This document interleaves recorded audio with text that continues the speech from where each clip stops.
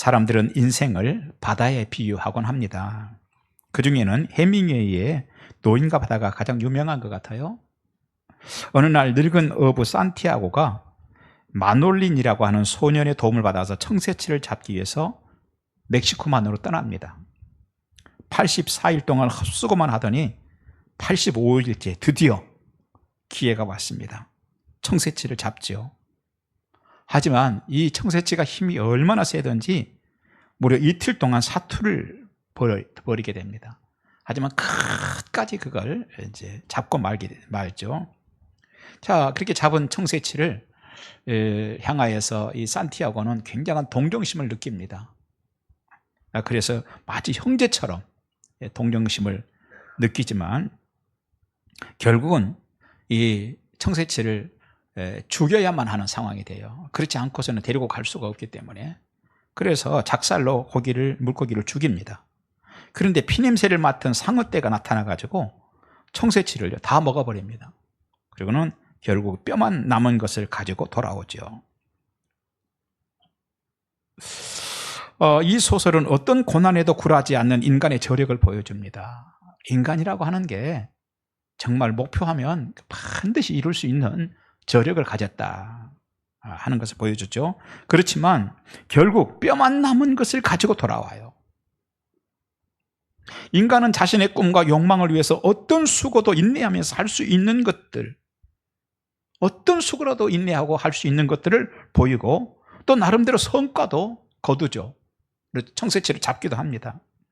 그런 동안에 감정이 오르락 내리락하고 슬픈 감정도 느끼고 기쁜 감정도 느끼고 하지만 결국 인생 바다에서의 욕망이라고 하는 거, 결국 인생 바다에서 욕망이라고 하는 것은 뼈만 남는 결과를 가지고 오더라 하는 교훈을 얻습니다.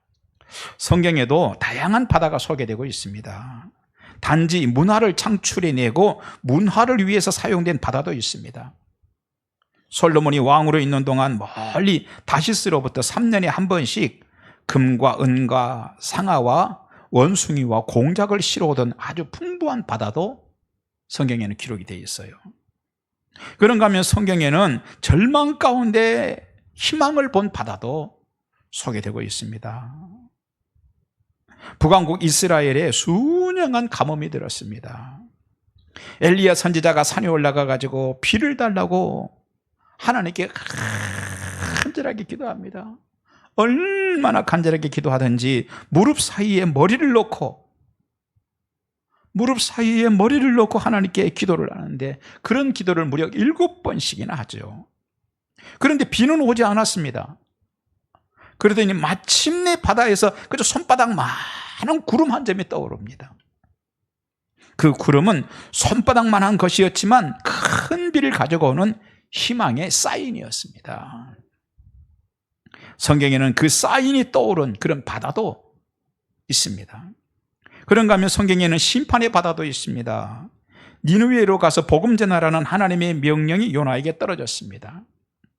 하지만 그는 그것을 거부하고 다시스로 가는 배를 타고 하나님의 눈을 피해서 배의 가장 깊은 곳으로 숨어들죠.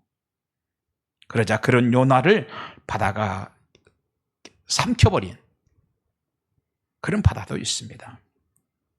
그런가 하면 갇힘과 절망을 끊고 새로운 세계로 가는 바다도 있죠. 홍해바다입니다.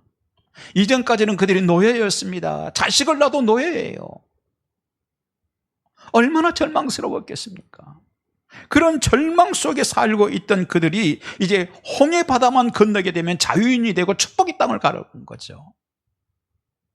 그렇기 때문에 이 홍해바다는 이전과 이후가 완전히 달라지는 세상을 만들어주는 그런 바다였습니다. 그렇습니다. 오늘도 하나님은요, 어떤 갇힘에서라도 우리에게 새로운 출발을 하게 하시는 능력이 있었음을 믿으시기 바랍니다. 믿으시기 바랍니다. 하나님은 우리에게 어떤 절망이라도 끊고 다시 건너서 놀라운 은혜와 축복의 길로 가게 하실 수 있는 능력이 있는 하나님이세요. 그런가 하면 성경에 보면요, 실제적인 바다가 아니라 환상의 바다도 있습니다. 에스겔 47장에 보면은 그 환상을 보는데 성전 문지방에서 나온 물이 돌고 돌아서 모든 땅을 풍요롭게 하고 결국 성전에서 흘러나온 그 물 때문에 모든 만물이 완전히 살아나는 바다도 있습니다. 요한계시록 13장에는 뿔이 10개가 달리고 머리가 7인 짐승이 걸어 나오는 그런 환상의 바다도 있습니다. 요한계시록 4장에는 하나님의 보좌 앞에 있는 수정 같은 유리 바다도 있습니다. 자, 성경에는 이런 많은 바다들이 소개되고 있어요. 그런데 오늘 본문도 바다와 연관된 내용입니다. 이 바다는 오늘 본문에서 말하고 있는 바다는 어떤 바다입니까? 예수께서 바다를 완전히 다스리신다는 것을 보여주는 내용의 바다입니다. 칠흑처럼 어두운 밤입니다. 제자들이 노를 저어서 육지에서 수 킬로나 떨어졌습니다. 그날 바람은 배의 뒷방향이 아니라 앞방향에서 불어오기 시작했습니다. 제자들은 그 바다에서 뼈가 굵은 사람들이 대부분이었으나 맞은편에서 불어오는 바람을 뚫고 노를 저으면서 땀으로 뒤범벅이 되었을 것입니다. 그때 바다 위에 누군가 걸어오고 있었습니다. 제자들은요 놀랐습니다. 깜짝 놀라고 두려워했습니다. 유령일 것이라고 생각한 것이죠. 그런데 낯익은 목소리가 들렸습니다. 내니 두려워 말라. 나다, 두려워하지 말아라. 예수님의 목소리였습니다. 그때 베드로가 주님이시면 나를 바다 위로 오도록 허락해 주십시오. 베드로야, 배에서 내려 이리로 오라. 예수님이 허락이 떨어졌습니다. 그 즉시 그는 바다로 뛰어들었습니다. 그런데 기적이 일어납니다. 기적이 일어납니다. 그 바다 위 파도를 딛고 그가 우뚝 서진 것이에요. 이윽고 베드로는 성큼성큼 걷기 시작합니다. 한 걸음 한 걸음 한 걸음 한 걸음 바다 위를 걷기 시작합니다. 그런데 요단 계곡 저 위에서부터 돌풍이 그때 갑자기 확 불어오죠. 큰 풍랑이 확 일어납니다. 바다 상황이 바뀐 것이죠. 그러자 베드로는 지금까지의 믿음은 온데간데 없고 이전 그의 본성으로 되돌아갑니다. 다시 두려워해요. 두려움 속에 확 사로잡히죠. 그 순간 깊은 물속으로 빠져들어갑니다. 금방이라도 물속 어디론가 사라져버릴 것 같습니다. 그 순간에 베드로가 외치죠. 주여, 나를 살려주시옵소서. 내밀어 준 주님의 손을 붙들고 배에 오르게 되죠. 이것이 우리가 오늘 읽었던 본문의 내용입니다. 이 본문에서 우리가 살펴야 될 내용이 하나 있습니다. 두 가지입니다. 하나는요, 그 바다에는 주님이 계셨다. 베드로는 주님이 계셨던 그 바다에서 이 땅에 왔던 어느 누구도 하지 못한 일을 하게 되었습니다. 주님이 계시던 그 바다에서 서해 바다에 와가지고 걸어간 게 아니에요. 동해 바다에 와가지고 막 성큼성큼 걸어간 게 아니에요. 강화도 앞에 바다를 막 이렇게 다니기 그런 거 아니었습니다. 어디였느냐? 주님이 계시는 바다였어요. 누구도 하지 못한 일이었죠. 모세도요, 홍해 바다 앞에 섰을 때 기가 막힌 상황 아니에요. 그런데 지팡이를 내밀라고 하시는 하나님의 말씀을 따라서 지팡이를 확 내밀었습니다. 그랬더니 동풍이 강하게 불더니 바닷물이 쫙 갈라진 거예요. 하나님께서 바다를 갈라놓으셨습니다. 그래서 그때 이스라엘이 한 일이라고는 아무것도 없어요. 단지 찬양하면서 그 갈라진 바다를 건넌 거예요. 그거 한 거죠.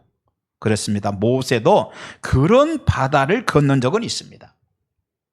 하나님께서 갈라놓으신 바다를 걸어간 적은 있습니다. 하지만 바다 위를 걸어본 적은 없습니다. 바다 위를 걸어본 그 일은요, 아브라함도 해보지 못한 일입니다. 구약 성경의 그 수많은 선지자들도요, 아무도 해보지 못한 일입니다. 그런데 하찮은 사람인 갈릴리 어부가 바다 위를 걷고 있었습니다. 성경은 그거 어떻게 그렇게 될 수 있었다고 말합니까? 무엇 때문이라고 그렇게 말씀하고 있습니까? 그 바다에 주님이 계셨기 때문에. 아멘. 주님이 계셨기 때문에. 그렇습니다. 주님이 계시면요, 하찮은 사람도 역사를 일으키는 거 믿으시기 바랍니다. 주님이 계시면요, 하찮은 사람도 역사를 일으키는 거예요. 주님이 계시면 바다뿐 아니라 문제도 밟고 서게 될 줄 믿습니다. 주님이 계시면 심각한 문제들도 밟고 일어설 줄 믿습니다. 믿습니까, 여러분? 기억하십시오. 여러분도 주님이 함께 하신다는 것입니다. 여러분도 주님이 함께 하십니다. 믿으시기 바랍니다. 누구라도 자신의 인생 바다에 주님이 중심이 되도록 하면 믿음의 사람이 되는 것입니다. 믿음의 사람은 역사를 일으킵니다. 마태복음 17장 20절, 진실로 너희에게 이르노니 만일 너희에게서 믿음이 겨자씨 한 알만큼만 있어도 이 산을 명하여 여기서 저기로 옮겨지라 하면 옮겨질 것이요 또 너희가 못할 것이 없으리라. 겨자씨 한 알만큼만 믿음이 있어도 역사를 일으키는 사람이 된다는 것입니다, 여러분. 믿음의 사람이 역사를 일으키는 것이죠. 자, 여러분, 그런데요, 주님이 중심이 되신다는 것은 우리가 진심과 진정으로 주님을 따른다는 말이기도 해요. 주님이 내 인생 바다의 중심이 되신다는 얘기는요, 이건 다른 말로 말하면은 내가 진실과 진정으로 주님을 따른다는 말이기도 합니다. 성경에 보면은요, 진정으로 주님을 따르는 거기에서 역사가 일어나요. 진정으로 주님을 따르는 자들에게서 기적이 일어나고 역사가 일어나고 하나님이 살아계신 걸 증명해 보이는 거였어요. 예수님의 제자들은 원래 어부들이 참 많았죠. 무슨 얘기예요? 사실은 별 볼 일 없는 사람들이었다는 얘기, 당시로 볼 때. 그런데 나를 따르라는 주님의 말씀을 순종합니다. 그래서요, 그대로 주님을 따라갔죠. 그 결과 그들이 어떻게 됩니까? 세상에 예수님의 제자가 되는 거예요. 놀랍지도 않아요. 내 일 아니니까, 그렇죠? 아니, 예수님의 제자가 됐어요. 누가요? 어부들이. 어부인데 세상에 어부가 예수님의 제자가 됐어요. 제자만 된 게 아니고요, 나중에 사도가 됩니다. 할렐루야. 주님이 중심이 되게 하고 주님을 따르면 역사를 일으키는 믿음의 사람이 될 줄 믿습니다. 성경이 그런 사람이요, 엘리사입니다. 열왕기하 2장 2절 말씀 보니까 엘리야가 엘리사에게 이르되 청하건대 너는 여기 머물라. 여호와께서 나를 베델로 보내시느니라. 무슨 얘기예요? 엘리사가요, 엘리사를 계속 따라다니는 거예요. 그러니까 엘리야가 야, 이제 그만 따라오고 너 여기 있어. 하나님이 나를 지금 베델로 보내니까 넌 여기 있어. 그런 거 아니에요? 하니 엘리사가 이르되 여호와께서 살아계심과 당신의 영혼이 살아있음을 두고 맹세하노니 내가 당신을 떠나지 아니하겠나이다 하는지라. 어떤 상황입니까? 엘리사는요, 엘리야의 능력을 받기 위해서 소원하면서 엘리야를 따라다닙니다. 여기로 가면 여기로 따라가고, 저기로 가면 저리로 따라가고, 그리로 가면 그리로 따라가고 계속. 그런데 엘리야가 말합니다. 나 따라오지 마라 이제. 하지만 엘리사는 말합니다. 열왕기하 2장 2절 맹세하노니 내가 당신을 떠나지 아니하겠나이다 하는지라. 결국 하늘에서 떨어지는 엘리야의 옷을 주워 들고는 엘리야 능력의, 갑절의 능력의 사람이 된 줄 믿습니다. 여러분, 엘리사가 엘리야 갑절의 능력을 구하기 위해 엘리야를 따라갔던 것처럼 우리도 예수님을 따르면 되는 거예요. 성경 말씀을 따르면 되는 것입니다. 오늘도 성령께서 우리를 이끌고 계신 줄 믿습니다. 성령을 따르면 될 줄 믿습니다. 여러분, 오순절날 일어난 놀라운 부흥의 일, 오순절날 얼마나 놀라운 부흥의 일이 일어납니까? 그런데 그 부흥의 일도 다른 비밀이 아니에요. 무대 장치를 막 해가지고 사이키 조명을 막 틀고 그날 해가지고 순서를 정하고 기획을 해가지고 해가지고 그런 오순절날 엄청난 역사가 일어난 게 아니었어요. 재정을 많이 들이고 막 사람을 많이 동원해가지고 일어난 게 아니었어요. 예수께서 가르치신 대로 믿고, 할렐루야, 예수께서 모범을 보이신 대로 한 것뿐이었어요. 그랬더니 하늘이 열리고 하늘에서 불같은 성령의 역사가 일어나고 그들의 언어에 입의 언어가 달라지는데 방언을 말하게 되고 하나님의 은혜와 능력이 그들에게 임하더라는 것이에요. 주님이 중심이 되거나 주님을 진정으로 따르거나 주님이 내 인생 바다에 계시면 나에게도요, 나도 누구도 해보지 못한 일들을 할 수 있을 줄 믿습니다. 믿습니까? 믿습니까? 그것이 오늘 본문의 베드로가 우리에게 주는 메시지예요. 주님이 함께 하시면 경량의 바다일수록 기적이 일어날 일이 더 커지는 겁니다.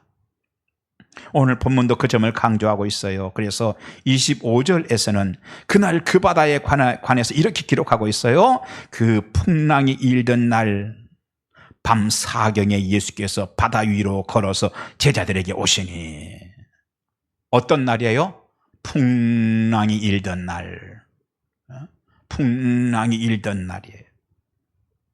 주님이 함께 하시면 바다의 상태는 문제가 되지 않습니다. 주님이 함께 하시면 여러분은 사업에 어렵고 뭐 어쩌고 이게 문제가 되지 않습니다. 주님이 함께 하시면 여러분의 질병이 얼마나 깊어졌고 이게 문제가 되지 않는 줄 믿습니다.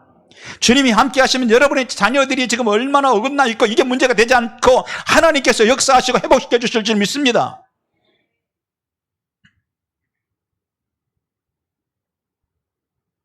그렇습니다. 주님이 함께 하시면 바다 상태는 문제되지 않아요. 오히려 경량의 바다일수록 기적이 일어날 가능성이 커지는 겁니다. 여러분, 배에 힘을 주고, 우리 배에 힘을 주고 따라서 하도 주여, 문제가 크면 은혜도 클 줄 믿습니다. 할렐루야. 따라서 합시다. 주여, 이제부터 주님이 있는 인생 바다를 살겠습니다. 좋으네요, 그렇죠? 한 번 더 합시다. 주여, 내 인생 바다에 주님이 오셔서 나도 파도를 밟고 서게 하여 주옵소서. 할렐루야, 할렐루야. 그렇게 해서 지금까지 하지 못했던 일을 일으키시기 바랍니다. 할 수 있으시기 바랍니다. 그래서요, 조금 그렇지만 술도 끊고, 우리 교인들은 술 먹는 사람 없겠지만 술도 끊고, 저는요 맥주 한 잔씩만 가끔 해요. 맥주도 끊고, 할렐루야, 악한 습관도 끊고 마귀도 제어하는 일이 일어나시길 바랍니다. 암에서도 고침받으시기 바랍니다. 평생 두통에서도 노인받으시기 바랍니다. 만성 관절염에서도 노인받으시기 바랍니다. 주님이 여러분의 인생 바다에 계신다는 거예요. 믿습니까, 여러분? 여러분의 인생 바다에 여러분 혼자 있지 않다는 거예요. 오늘 우리 임정난 집사님 감사하게 예배에 이렇게 오셨어요. 주중에 교회에 기도하러 오셨더라고요. 눈물이 날라고 그래. 내가 걸어서 오셨어. 얼마나 감사한지. 사선을 넘어, 몇 번씩 사선을 넘은 분이에요. 뭐라고 얘기하느냐? 하나님이 해주셨어요. 하나님이 붙들어 주셨어요. 주님이 있는 바다면 우리가 어떤 것도 극복하고 일어서고 다시 한번 새 힘을 얻을 수 있을 줄 믿습니다. 놀라운 것은요, 여러분의 인생 바다에는 주님이 계신다는 것입니다. 두 번째, 내가 물속에 빠져 들어가고 있다면 속히 주님께 손을 내밀어야 돼. 오늘 본문에서 어떤 사람들은요, 그 바다를 보면서 풍랑이 있는 바다가 제일 큰 것처럼 보일 수 있어요. 그러나 그렇지 않습니다. 그날 그 바다의 핵심은 예수님이십니다. 그건 놓치면 안 됩니다. 그것처럼 우리 인생 바다에도요, 때로는 가슴이 내려앉는 일들이 있고, 때로는 계속되는 위기와 침체로 인해서 이제 안 되겠다는 생각이 들 수도 있어요. 그럴 때이면 누구라도 풍랑이 가장 커 보일 수 있어요. 하지만 오늘 본문은 그래서는 안 된다는 것을 우리에게 강조하고 있습니다. 또한 그 바다에서 가장 중요한 것은 베드로처럼 보일 수도 있어요. 하지만 성경은 그 바다에 뛰어든 용감한 베드로를 조명하지 않습니다. 바다의 주인이신 예수님을 조명합니다. 오라 하시는 주님 말씀 한마디면 될 줄 믿습니다. 때문에 주님을 향하고 주님께 손을 내밀어야 합니다. 그렇지 않고 손 내미는 것을 주저주저 하면 누구라도 물속으로 들어가는 것입니다. 베드로는 풍랑이 조금 더 커지자, 풍랑이 좀 더 커지기 전에는 잘 걸어 다녔거든요. 그래 풍랑이 조금 더 커지자 이전의 믿음은 온데간데 없는 사람이 됐습니다. 주님을 본 것이 아니라 바다의 환경을 봤던 것입니다. 주님을 볼 때는요, 물 위를 걸을 수 있는 믿음이 생겼습니다. 그런데 풍랑이 심해진 바다를 보자 그 믿음이 사라져 버렸습니다. 우리도 그럴 수 있어요. 신앙생활 하다 보면요, 평소에는 잘 이겨내요. 그런데 조금만 풍랑이 더 커지면 믿음이 뚝 떨어지고 고민의 바닷속으로 깊이 들어가요. 절망의 바닷속으로 막 들어갑니다. 여러분, 그러면 어떻게 해야 합니까? 우리 옆 사람에게 물어보세요. 그러면 어떻게 해야 되나요? 한번 물어보세요, 옆 사람한테. 그러면 어떻게 해야 되나요? 아니, 나보고 하지 말고. 여러분, 그럴 때 어떻게 해야 합니까? 따라서 합시다. 다시 주님이 답이다. 따라서 합시다. 다시 주님이 답이다. 할렐루야. 마태복음 8장 23절에서도 오늘 본문과 비슷한 내용이 있습니다. 제자들이 예수님 모시고 갈릴리 바다를 건너고 있었습니다. 갑자기 돌풍이 불었어요. 풍랑이 배를 삼킬 것 같습니다. 예수님은 그저 배에서 깊이 잠들어 있습니다. 그렇다면 제자들이 어떻게 해야 합니까? 마태복음 8장 25절에 주여 구원하소서 우리가 죽겠나이다 하고 주님을 부르짖어 깨우는 거였어요. 예수님께서 일어나셔가지고 믿음 없는 제자를 책망하시면서 바람과 바다를 꾸짖습니다. 잠잠하라, 바람아 자라, 바다여 잠잠하라. 그대로 된 줄 믿습니다. 그 마태복음 8장으로 보면 여러분의 인생 바다에도 주님이 일어나셔야 됩니다. 아멘. 오늘 본문으로 보면 주님께서 내밀어 준 주님의 손을 우리가 잡아야 합니다. 왜입니까? 풍랑이 일어나는 바다에서는요, 주님만이 소망이에요. 골로새 1장 27절을 보니까 이 비밀은 너희 안에 계신 그리스도 신이 곧 영광의 소망이니라. 예수님은 어떤 분이라고요? 영광의 소망이니라. 예수 그리스도만 유일한 소망입니다. 여러분, 인생 바다에 우리는 그 소망이신 예수 그리스도를 가진 자들입니다. 그렇다면 그 믿음으로 가슴을 펴고 주님께 손을 내미시기 바랍니다. 말씀을 좀 정리하겠습니다. 성경에는 수없이 많은 바다에 관한 내용이 수록되어 있습니다. 오직 은혜로 살 길을 찾았던 홍해 바다가 있습니다. 솔로몬 때 다시스에서 풍부한 물품을 싣고 왔던 풍요의 바다도 있고, 엘리야 때 그 가뭄 가운데 손바닥 많은 구름을 떠올려준 희망의 바다도 있습니다. 요나의 바다와 10개의 뿔이 달린 마귀가 나오는 바다, 그리고 하나님이 거하시는 수정 바다가 있습니다. 그런데 거기에는 공통점이 하나 있습니다. 성경에 나오는 모든 바다는 하나님이 지으셨다는 것입니다. 그리고 하나님이 다스리신다는 것입니다. 그것을 확정하는 성경이요, 창세기 1장 9절이에요. 하나님이 이르시되 천하의 물이 한 곳으로 모이고 물이 무티 드러나라 하시니 그대로 되니라. 다시 말해서 바다를 하나님이 지으셨다는 거예요. 바다와 그 가운데 있는 모든 것을 지으신 분이 하나님이시라는 거예요. 태초부터 그것을 주님이 결정하셨어요. 그래서 주님께서는 과거에 모세에게 바다를 가르고 건너도록 하셨어요. 왜? 바다의 주인이시니까. 그것이 주님의 결정이었어요. 이번에는 어부 출신 베드로를 바다 물 위를 걷게 하셨어요. 왜? 주님이 바다의 주인이시니까. 그리고는 이리저리 걷도록 하셨어요. 주님만 할 수 있는 일을 베드로도 할 수 있도록 하셨습니다. 여러분 인생 바다도요, 주인은 하나님이세요. 믿습니까? 그리고 주님이 다스리십니다. 그리고 오늘도 구비마다 우리를 인도해 주신 줄 믿습니다. 때로는 동서남북이 다 막힌 것 같아도 인생 바다에서 물을 갈라서 길을 내주셨고, 또 때로는 정기적으로 풍요의 배가 내 항구에 도달하도록 하셔서 우리를 인도해 주셨고, 앞으로도 인도해 주실 줄 믿습니다. 그런가 하면 때로는 우리의 죄와 허물 때문에 요나의 바다가 일렁이도록 하신 적도 있어요. 하지만 그 일렁이면 오래가지 않습니다. 회개하면 시련의 물고기가 우리를 해변에 토해내게 하실 줄 믿습니다.